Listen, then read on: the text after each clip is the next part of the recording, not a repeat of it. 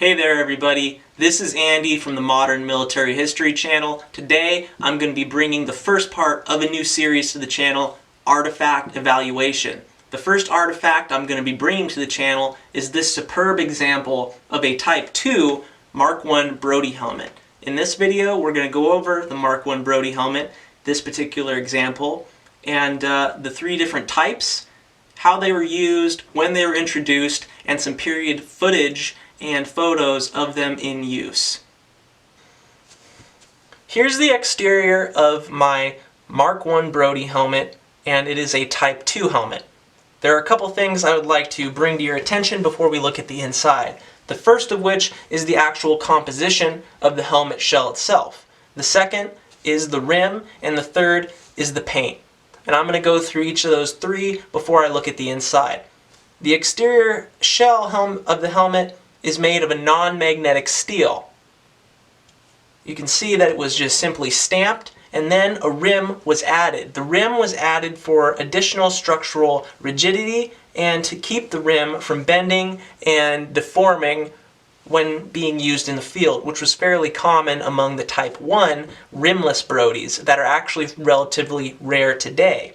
The Type 1 Brodie helmet features a magnetic steel, so you can test an authentic rimless Brodie helmet by putting a magnet onto it. The rimless Brodies command a market premium, so it's very common for people to take helmets that have had the rim fall off and then market those as a true rimless Brodie. However, they manufactured the Type 2 and the Type 3 later helmets with a non-magnetic steel, so make sure you check that before paying money for a rimless Brodie.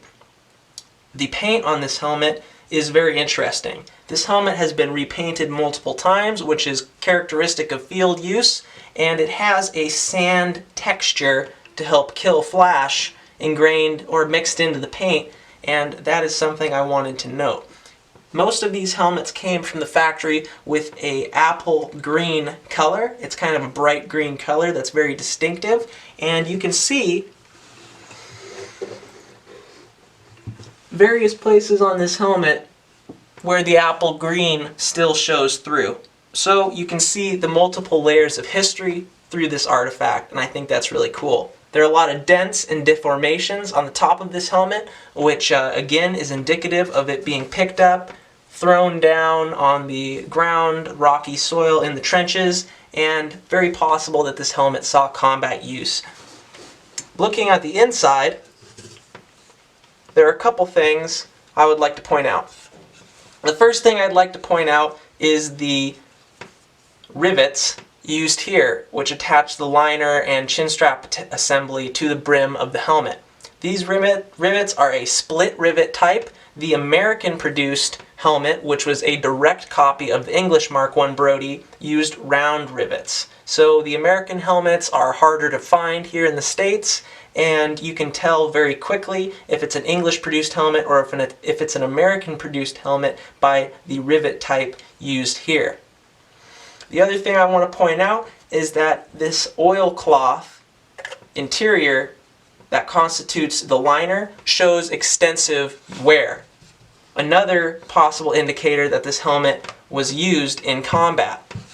You can see back here the oilcloth has been stuck up back on itself, glued to itself by heavy sweat and perspiration, and the original tan color of the interior, I don't know if you can see that or not, but the original interior of the helmet oilcloth is this kind of tan coffee color. That has been bent back on itself and turned black by heavy sweat and perspiration. So that's another good indicator that this helmet was worn a lot by somebody who is sweating quite a bit, getting pretty grimy, possibly in the trenches, possible combat use. This helmet does not have a name on it, so unfortunately I cannot prove anything. Another thing I'd like to point out on the interior of this Mark I Brodie is the pad on the inside of the helmet. That pad is in fact asbestos, and asbestos has a rather infamous name now. We know that asbestos, if inhaled in quantity, can cause cancer. So that's an interesting thing to point out on helmets used in the First World War. They used asbestos to help pad the liner system. Also of note is this netting back here. this net had a drawstring. It runs around the entire circumference of the helmet, and you would tighten that drawstring to close the circumference of the helmet or make it larger. So that's how you adjusted the size of the Mark I Brodie. It's not a very adjustable helmet liner system. The chin strap here is rather fragile, but it is intact. Again, this helmet is over 100 years old. I have ascertained that this is an early Type 2 Brodie helmet, so therefore made in 1916, and for 102 years old, it's pretty cool that this leather chin strap is still present at all. It's missing a little bit of its segment over here. It'd be a little bit longer, but it's still there, and I'm not wearing this helmet, so I'm happy with it the way it is. You can see here the weld holding the rim to the helmet. Often that weld would break, or this hammered on rim would simply fall off, and then that's when you get a pseudo Mark I rimless Brodie helmet that then people try to sell as a true rimless. Alright, the final thing I'd like to point out on this helmet is up here, and that is the heat lot information and manufacturer's code. The manufacturer's code stamped onto the brim of this helmet tells you who made it. The heat lot tells you roughly when it was made. 34 is a very early heat lot number. It's a double digit, and these got into the triple digits fairly quickly as these helmets were cranked out. So I have ascertained that this is a 1916 production helmet, thereabouts. It's an early Type 2. Now, I've gone over the differentiation between the Type 1 helmets, which had no rim and a magnetic steel, and the Type 2, which have non-magnetic steel and a rim. Now, there was a third type of Mark I Brodie helmet, the Type 3. The Type 3 helmet featured a rubber ring that was attached to the asbestos pad that ran around the crown of the helmet. This was to help distribute shock and to keep a shock from the kinetic energy from going straight from the steel shell into your head. So if a piece of shrapnel hit the helmet, then that shock would be transferred straight into your head, and that's not a good thing at all. No one's happy there.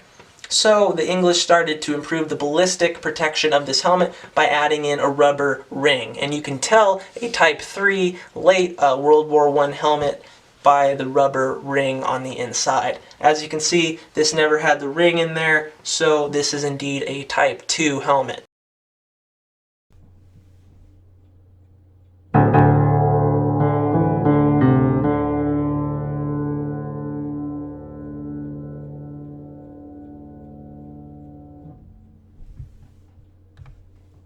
Helmets have come a really long way in the 100+ years since the Mark I Brodie was introduced and used in combat. While the British Army found various ways to add ballistic protection to the Mark I Brodie, including that rubber ring we've discussed earlier, it still was nothing compared to what modern troops go into combat with today. This is my own personal shooting helmet, and if you want to see more about it, then get ready, because this artifact series is just taking off. This has been Andy with the Modern Military History Channel. Thank you so much for your support, and I'll see you next time. I think that was a good take.